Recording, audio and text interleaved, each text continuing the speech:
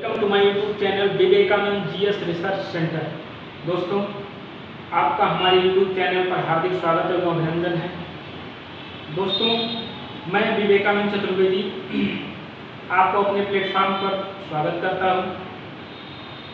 दोस्तों, आज का की कोट लाइन है, मेहनत इतनी खामोशी से करो कि सफलता शोर मचा दे।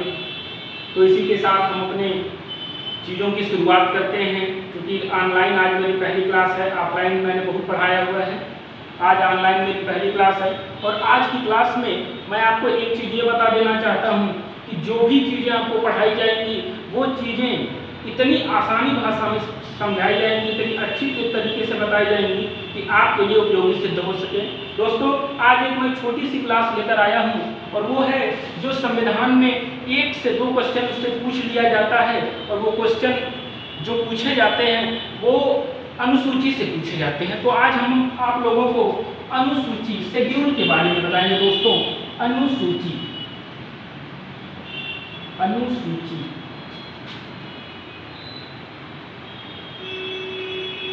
देखिएगा दोस्तों, अनुसूची के बारे में।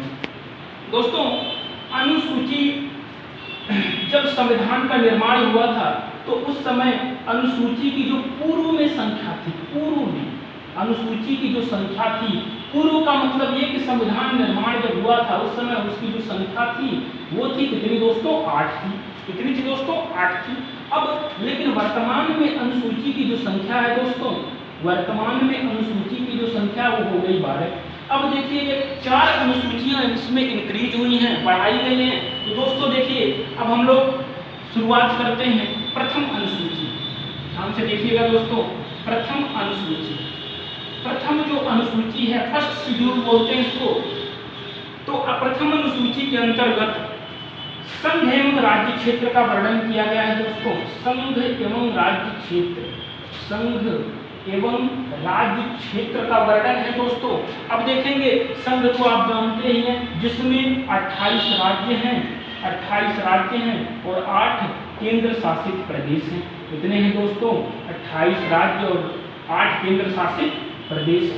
अब ध्यान से देखिएगा, आपसे कोई पूछे प्रथम अनुसूची संघ एवं राज्य क्षेत्र का वर्णन है, जिसमें 28 राज्य हैं और 8 केंद्र शासित प्रदेश हैं। दोस्तों, दूसरी अनुसूची के हम आते, बहुत ही इंपॉर्टेंट है, एग्जामों में बच्चों को अक्सर फंसाती है। दूसरी अनुसूची क्या है? देखिएगा दोस्तों, दूसरी अनुसूची, सेकेंड शेड्यूल, दूसरी जो अनुसूची है इसके अंतर्गत वेतन, भत्ते एवं पेंशन, वेतन, भत्ते एवं पेंशन का प्रावधान है। देखिएगा मित्रों कि वेतन, भत्ते एवं पेंशन का जो प्रावधान किया गया, बच्चे इसीलिए कंफ्यूज रहते हैं कि किसको वेतन भत्ता इसके अंतर्गत मिलता है, किसको नहीं मिलता है। तो देखिएगा किसको किसको मिलता है, थोड़ा हम जल्दी में बताने का प्रयास करेंगे और आप लोग भी आसानी से समझ पाएंगे। दूसरी अनुसूची में देखिएगा, पहला तो हम केंद्र से शुरू करते हैं। केंद्र में वह देखिए, एक हो गया राष्ट्रपति, उपराष्ट्रपति,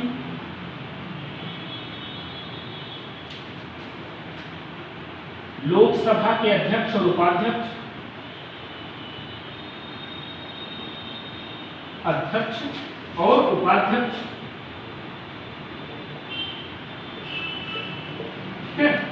उसके बाद आते हैं राज्यसभा के सभापति और उपसभापति, राज्यसभा के सभापति और उपसभापति, सभापति और उपसभापति।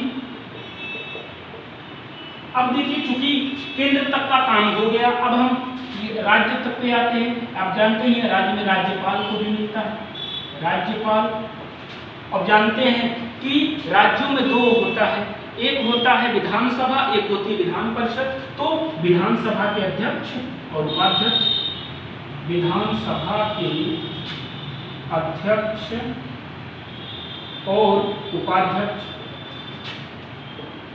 और उपाध्यक्ष फिर विधान परिषद होती है, वहाँ का जो कुछ सदन होता है, विधान परिषद के सभापति और उपसभापति, सभापति और उपसभापति,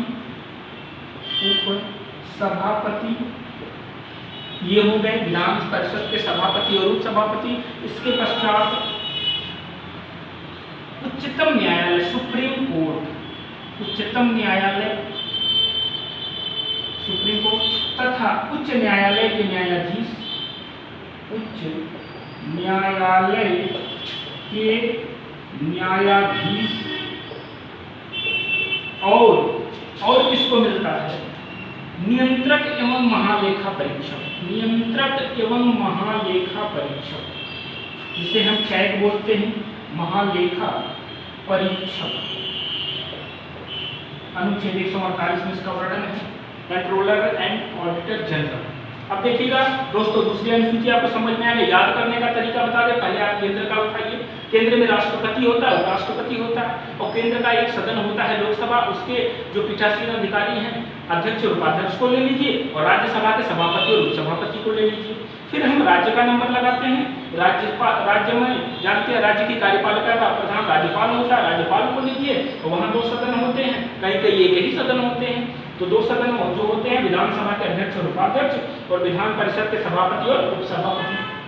फिर इसके पश्चात उच्चतम न्यायालय, सुप्रीम कोर्ट तथा उच्च न्यायालय हाई कोर्ट के न्यायाधीशों को भी मिलता है तथा नियंत्रक एवं महालेखा परीक्षक, कंट्रोलर एंड ऑडिटर जनरल को इसके अंतर्गत वेतन, भत्ते और पेंशन मिलता है। यहाँ तक कि अगर आपसे पूछा जाए कि ये बताइए कि संसद सदस्यों के वेतन भत्ते कहाँ मिलते हैं, संसद सदस्य मतलब जो सांसद होते हैं, तो उनको इसके अंतर्गत वेतन भत्ता नहीं मिलता है, केवल यही चुनिंदा लोगों को इसके अंतर्गत वेतन भत्ता मिलता है। दोस्तों दूसरी अनुसूची हमने पढ़ लिया।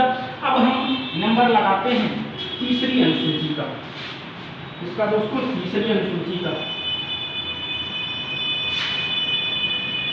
देखिए दोस्तों, तीसरी अनुसूची क्या है? तीसरी जो 3rd शेड्यूल है, तीसरी अनुसूची, तीसरी जो अनुसूची है उसको हम ध्यान में रखते देखिएगा। इसमें केवल शपथ के बारे में, लेकिन शपथ के बारे में उल्लेख है, ओथ के बारे में उल्लेख है, लेकिन ये जो शपथ है ये कुछ ही लोगों के लिए है। अब ध्यान से सुनिएगा। एक तो शपथ किसके बारे में है, शपथ का प्रावधान, एक तो हो गया संसद के सदस्य। अब संसद के सदस्यों में आप जान लीजिए, जो संसद के सदस्य हैं, संसद के सदस्यों में लोकसभा और राज्यसभा के सदस्य, ठीक है। फिर संघ के मंत्री, संघ के मंत्री, आप ध्यान दीजिएगा कि संघ के मंत्री लोकसभा से भी बनते हैं और राज्यसभा से भी बनते हैं, मंत्री लेंगे शपथ। उसके बाद कौन लेंगे शपथ, ध्यान दीजिएगा, विधानसभा न कहिए, राज्य विधानमंडल कहिए, क्योंकि राज्य विधानमंडल में ही विधानसभा और विधान परिषद दोनों आ जाती है। राज्य विधान मंडल के सदस्य,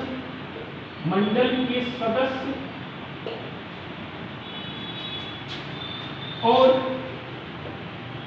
राज्य के मंत्रीगण, राज्य के मंत्री हो गए।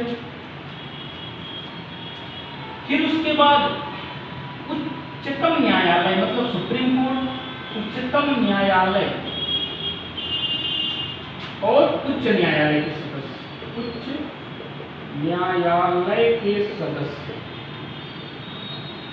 देखिए उच्चतम न्यायालय और उच्च न्यायालय के भी सदस्य हो गए। प्लस इसके बाद जो है नियंत्रक एवं महालेखा परीक्षक, नियंत्रक एवं महालेखा परीक्षक, इतने लोगों को इसके अंतर्गत क्या किया जाता है, शपथ दिलाई जाती है। अब आप लोगों के दिमाग में ये प्रश्न जरूर उठ रहा होगा कि ये बताएं कि राष्ट्रपति को तो हमने सोचा था कि राष्ट्रपति भी इसके अंतर्गत शपथ लेता है, लेकिन जान लीजिए 3 लोग, और तीनों जो लोग हैं, एक हो गया राष्ट्रपति, एक हो गया उपराष्ट्रपति और एक हो गया राज्यपाल। ये 3 जो लोग हैं दोस्तों, 3 जो लोग हैं, राष्ट्रपति, उपराष्ट्रपति और राज्यपाल, ये तीसरी अनुसूची के अंतर्गत शपथ नहीं लेते हैं। ये राष्ट्रपति जो शपथ लेता है, आर्टिकल जो हो गया इसके लिए 60 हो गया, और उपराष्ट्रपति के लिए आर्टिकल 69 हो गया, 69 हो गया, और राज्यपाल के लिए जो आर्टिकल है 159 हो गया, 159 हो गया। तो आज से आप दोस्तों ये दिमाग में रख लीजिएगा कि तीसरी अनुसूची के अंतर्गत न तो राष्ट्रपति शपथ लेते हैं, न तो उपराष्ट्रपति शपथ लेते हैं और न ही राज्यपाल शपथ लेते हैं। दोस्तों तीसरी अनुसूची हो गई। अब हम इसी लाइन में चौथी अनुसूची भी पूरी कर देते हैं दोस्तों। चौथी अनुसूची, देखिएगा चौथी जो अनुसूची है, यह अनुसूची इसमें क्या है, राज्यसभा की सीटों का आवंटन है, राज्यसभा की सीटों का बंटवारा, राज्यसभा के सीटों का बंटवारा। तो बंटवारा दोस्तों देखिए दो ही में होगा, बंटवारा किसमें होगा, एक तो होगा राज्यों में और एक होगा केंद्र शासित प्रदेशों में। तो दोस्तों देखिएगा, तो जो राज्यों और केंद्र शासित प्रदेश में बंटवारा होगा कैसे, राज्य और केंद्र शासित प्रदेश, केंद्र शासित प्रदेश दो ही हैं दोस्तों, राज्य और केंद्र शासित प्रदेश। अब देखिएगा सीटें इसमें कितनी होती हैं, 245, जो मतलब इलेक्टेड होते हैं, सॉरी जो इस समय है वर्तमान में संख्या 245 है। इस 245 में से दोस्तों देखिएगा, इस 245 में से 233 सीटें निर्वाचित होते हैं, मतलब इलेक्टेड होते हैं, इलेक्शन द्वारा आते हैं, निर्वाचित होते हैं। अब बचे कितने, 12 सदस्य। 12 सदस्य क्या होते हैं, मनोनीत होते, सेलेक्ट किए जाते हैं, जो कला, विज्ञान, साहित्य इत्यादि क्षेत्रों में विशेष रुचि रखते हैं। जैसे सचिन वगैरह को सांसद बनाया गया था, तो वो ये 12 में से आते हैं जो कला, विज्ञान, साहित्य में विशेष रुचि रखते हैं। अब दोस्तों देखिएगा बंटवारा हम करवाने वाले हैं, 245 है, अब 245 में से 233 निर्वाचित है, अब मनोनीत तो दोनों में लिए नहीं जाएंगे। अब इन 233 में से दोस्तों देखिएगा, केंद्र शासित में केवल 3 ऐसे हैं केंद्र शासित प्रदेश जहां पर राज्यसभा के सदस्य निर्वाचित होते हैं। एक हो गया जम्मू कश्मीर दोस्तों, और एक हो गया दिल्ली, और एक हो गया पुडुचेरी।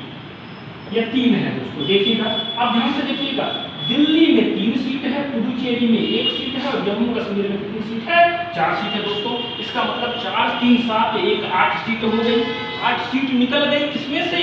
तो अब देखिए 8 सीट किसको मिल गई, केंद्र शासित प्रदेशों को बंटवारा कर दिया, बची कितनी, अब 233 में से 8 निकालेंगे तो बचेगी कितनी दोस्तों, 225 सीट राज्य को हो गए। तो हमने बंटवारा भी कर दिया। ये दोस्तों दिमाग में क्वेश्चन आप रखिएगा, हमेशा पूछ लिया जाता है कि दिल्ली के पास कितनी राज्यसभा की सीटें हैं, जम्मू कश्मीर के पास कितनी राज्यसभा की सीटें हैं, और पुडुचेरी के पास कितनी राज्यसभा की सीटें हैं, क्योंकि इन्हीं तीनों केंद्र शासित प्रदेशों में सीटें पाई जाती हैं दोस्तों। अब हम आगे चलते हैं।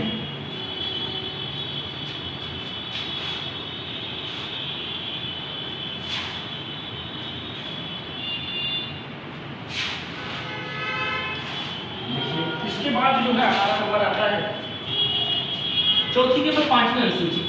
5वीं अनुसूची दोस्तों देखिएगा, 5वीं अनुसूची भी एकदम नॉर्मल है, आपको याद करने में बहुत आसानी होगी। 5वीं अनुसूची जो है वो अनुसूचित जाति, जनजाति के प्रशासन एवं नियंत्रण के बारे में प्रावधान है, प्रशासन एवं नियंत्रण के बारे में प्रावधान है दोस्तों। अनुसूचित जाति, अनुसूचित जनजाति के प्रशासन और नियंत्रण के बारे में इसमें प्रावधान है 5वीं अनुसूची। इसके बाद नंबर आता है दोस्तों 6ठी अनुसूची। 6ठी अनुसूची में दोस्तों देखिएगा क्या होता है, देखिए 6ठी अनुसूची में होता क्या है, इस अनुसूची में असम, मेघालय, त्रिपुरा और मिजोरम, असम, मेघालय, त्रिपुरा और मिजोरम के जनजातीय क्षेत्रों, मिजोरम के जनजातीय क्षेत्रों के प्रशासन और नियंत्रण की बात की गई है।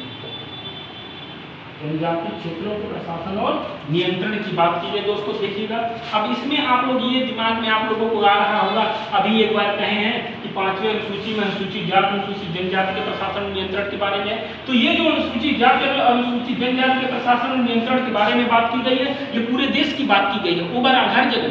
लेकिन असम, मेघालय और त्रिपुरा, मिजोरम के लिए अलग से एक अनुसूची बनाई गई कि यहाँ के जो जनजाति हैं इनको अलग सुविधाएं दी जाएगी या इनको अलग तरीके से ट्रीट किया जाएगा 6वीं अनुसूची में जो किया गया। इसके बाद दोस्तों नंबर आता है 7वीं अनुसूची। दोस्तों 7वीं अनुसूची ये भी बहुत इंपॉर्टेंट अनुसूची है, 7th शेड्यूल। इसके अंतर्गत दोस्तों देखिए क्या आता है, केंद्र और राज्यों के मध्य शक्तियों का बंटवारा, केंद्र एवं राज्यों के मध्य शक्तियों का बंटवारा, दोस्तों देखिए राज्यों के मध्य शक्तियों का बंटवारा की हमने बात कर दी। अब ये जो बंटवारा होगा, ध्यान से देखिएगा, 3 सूची में होगा। एक होता है दोस्तों संघ सूची, एक होता है दोस्तों राज्य सूची, और एक होता है दोस्तों समवर्ती सूची। एक है दोस्तों समवर्ती सूची। 3 सूचियों में बटा हुआ है। अब 3 सूचियों में देखिएगा ध्यान से। पहले संघ सूची में दोस्तों 97 विषय थे, लेकिन वर्तमान में कितने विषय हैं दोस्तों? वर्तमान में इसमें 100 विषय हो गए हैं। अब देखेंगे राज्य सूची में पहले 66 सब्जेक्ट थे, 66 विषय थे। अब वर्तमान में कितने विषय हो गए दोस्तों? 61 विषय हो गए हैं वर्तमान में। ठीक है। अब देखेंगे समवर्ती सूची में पहले दोस्तों 47 विषय थे, अब वर्तमान में कितने विषय हो गए दोस्तों? 52 विषय हो गए हैं। अब एक चीज ये भी जान लीजिए, संघ सूची के विषय पे केंद्र सरकार कानून बनाती है, राज्य सूची के विषय पे राज्य सरकार कानून बनाती है, तथा समवर्ती सूची के विषय पे दोनों लोग कानून बनाते हैं। ये आपका था। इस चीज के बारे में हम लोग डिटेल चर्चा करेंगे, बहुत अच्छी तरीके से पढ़ेंगे, लेकिन केवल यहाँ आपको इतना आउटलाइन देना था कि बस इतना आप जान जाइए कि यही बंटवारा ये तीनों में हुआ था। अब 7वीं अनुसूची के बाद दोस्तों देखेंगे हम लोग 8वीं पे चलते हैं।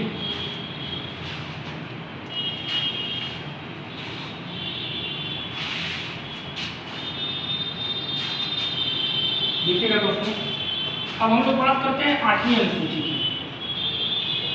8वीं अनुसूची, 8वीं अनुसूची के अंतर्गत देखिए किसका उल्लेख किया गया है। इसका है दोस्तों भाषा का। और भाषा कौन कौन सी है? भाषा कौन कौन सी है? देखिए पहले भाषाएं कितनी थी? जब हमारा संविधान का निर्माण हुआ था तो उस समय भाषा की संख्या कितनी थी? 14 भाषाएं थी। लेकिन आज वर्तमान में कितनी भाषाएं हो गई हैं? वर्तमान में भाषाओं की संख्या हो गई है 22। अब देखिएगा दोस्तों, चूंकि समय समय पर कई अमेंडमेंट हुए, उसी के अनुसार जो है भाषाओं की संख्या बढ़ गई। अब हम देखेंगे पहली जो सिंधी भाषा थी, कौन सी भाषा थी दोस्तों? सिंधी भाषा। सिंधी भाषा जो थी ये 21वें संविधान संशोधन, 21वें संविधान संशोधन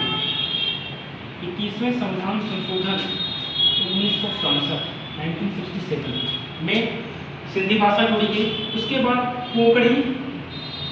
कोंकणी, मणिपुरी और नेपाली, कोंकणी, मणिपुरी और नेपाली जो भाषा थी, ये जो भाषा जोड़ी गई, ये आपकी जोड़ी गई 71वां संविधान संशोधन 71, 71वां संविधान संशोधन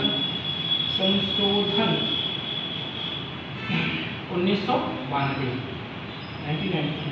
फिर उसके बाद मैथिली, संथाली, डोगरी, बोडो, मैथिली, संथाली, डोगरी और बोडो भाषा जोड़ी गई। ये चारों भाषाएं जोड़ी गई 92वां संविधान संशोधन, 92वां संविधान संशोधन 2003 में। अब दोस्तों देखिए, अब आपको पता चल जाएगा कि 14 भाषाएं थी, सिंधी 15 हो गई, ये 16, 17, 18, 19, 20, 21, 22 भाषाएं आपकी हो गई। अब मतलब भाषा का भी बोझ हो गया हमारा खत्म। अब 8वीं अनुसूची के बाद हम लोग आते हैं 9वीं अनुसूची।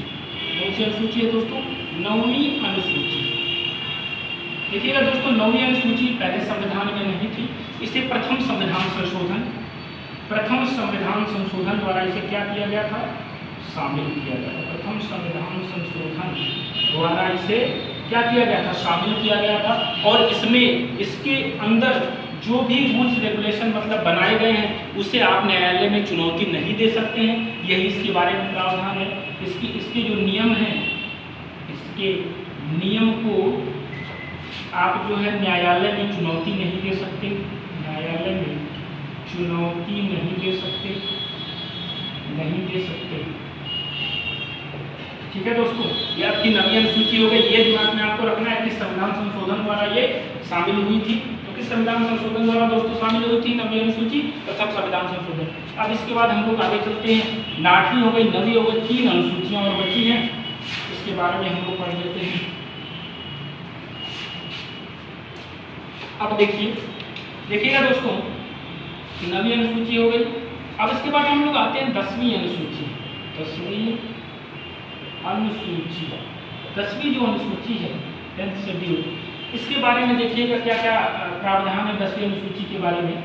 10वीं जो अनुसूची है, इस अनुसूची में चूंकि होता क्या था, पहले जो नेता थे, नेता क्या करते थे, वो दल बदल कर लेते थे। और जब दूसरे दल में जाते थे तो उस दल में भी उनके लिए ये होता था कि यहाँ पर भी सांसद, वहाँ पर भी सांसद। तो सरकार ने किया, दल बदल कानून ला दिया, और कानून ला के इन लोगों को क्या कर दिया गया कि अगर आप दल छोड़ेंगे तो उस दल के साथ साथ आप जिस पद पे हैं उस पद भी आपका क्या हो जाएगा, समाप्त हो जाएगा। तो ये देखिए दोस्तों, यह है 52वां संविधान संशोधन, 52वां संविधान संशोधन, संविधान संशोधन 1985। इसके द्वारा जो है 52वां संविधान संशोधन 1985 के द्वारा दल बदल कानून लाया गया। दल बदल संबंधी प्रावधान, दल बदल संबंधी प्रावधान आया, ये 10वीं अनुसूची प्रावधान, दल बदल संबंधी प्रावधान है दोस्तों। इसके बाद 10वीं अनुसूची के बाद आपकी जाती है 11वीं अनुसूची, 11वीं अनुसूची। देखिएगा दोस्तों 11वीं अनुसूची क्या है। 11वीं जो अनुसूची है ये भी जोड़ी ही गई थी, और क्यों जोड़ी गई थी आप लोग जान लीजिए। पंचायती राज व्यवस्था को जो जोड़ने के लिए किया गया था, संवैधानिक दर्जा दिलाने के लिए, तो ये जोड़ा गया था कि संविधान संशोधन द्वारा 73वां संविधान, 73वां संविधान संशोधन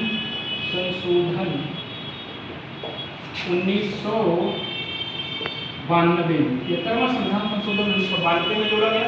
और इसके अंतर्गत शामिल क्या किया गया था 11वीं अनुसूची में, पंचायती राज व्यवस्था, पंचायती राज व्यवस्था के बारे में इसमें क्या की गई थी, चर्चा की गई है। और पंचायती राज व्यवस्था को कानून बनाने के लिए कुल जो सब्जेक्ट दिए गए, कुल विषय दिए गए थे, 29 विषय दिए गए। ये एग्जाम में पूछ भी दिया जाता है कि बताइए पंचायती राज व्यवस्था को कितने विषय प्रदान किए गए हैं कानून बनाने के, 29 विषय। अब दोस्तों हमारी अंतिम अनुसूची है 11वीं अनुसूची के बाद 12वीं अनुसूची, 12वीं अनुसूची। देखिएगा दोस्तों 12वीं अनुसूची क्या है। 12वीं अनुसूची भी 74वां संविधान संशोधन, 74वां संविधान संशोधन, 74वां संविधान संशोधन 1992 द्वारा ये भी जोड़ी गई। अब चूंकि गाँव में स्थानीय स्वशासन के तर्ज पर शहर में भी स्थानीय स्वशासन की स्थापना के लिए इसके अंतर्गत नगर शहरी स्थानीय स्वशासन, शहरी स्थानीय स्वशासन, स्थानीय स्वशासन की स्थापना हो गई। शहरी स्थानीय स्वशासन अर्थात जिसे कहते हैं नगर पालिका, नगर पालिका की स्थापना हुई। और इसको कानून बनाने के लिए कुल 18 विषय प्रदान किए गए दोस्तों। कितने विषय प्रदान किए गए, 18 विषय दोस्तों प्रदान किए गए। देखिएगा दोस्तों, देखिए दोस्तों ये हमारी हो गई 12वीं अनुसूची। देखिए इसको भी हमने थोड़ा जल्दी में समेटने का प्रयास किया है, क्योंकि टाइम हमारे लोग के पास थोड़ा कम है। अब देखेंगे हम कि 12वीं अनुसूची हम खत्म कर चुके दोस्तों। ये रही हमारी सीरीज की पहला क्लास था, और इसी के साथ आपको आगे भी संविधान